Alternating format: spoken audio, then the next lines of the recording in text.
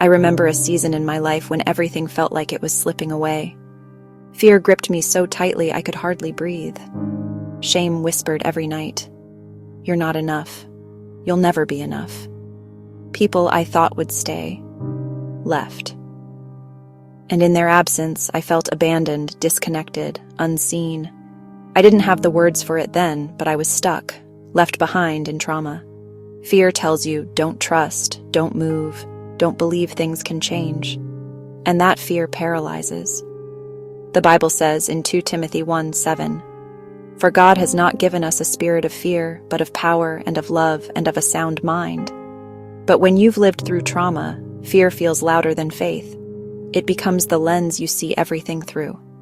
Every new step feels dangerous. Then there was shame. Shame is different from guilt. Guilt says, I did something wrong. But shame says, I am something wrong. I carried shame like a cloak, hiding from people, hiding from God, even hiding from myself. But the psalmist reminds us in Psalm 34:5, "Those who look to him are radiant. Their faces are never covered with shame."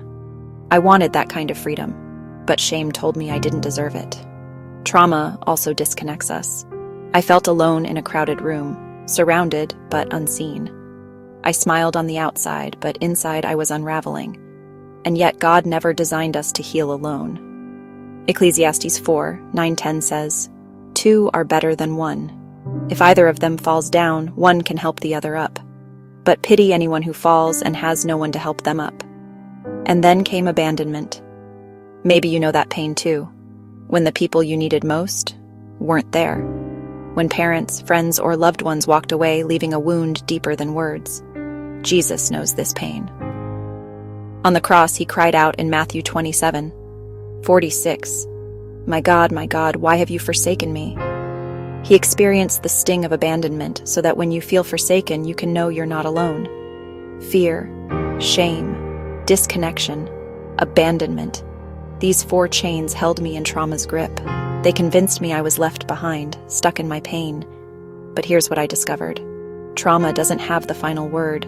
God does. Isaiah 61:1 says, "He has sent me to bind up the brokenhearted, to proclaim freedom for the captives and release from darkness for the prisoners."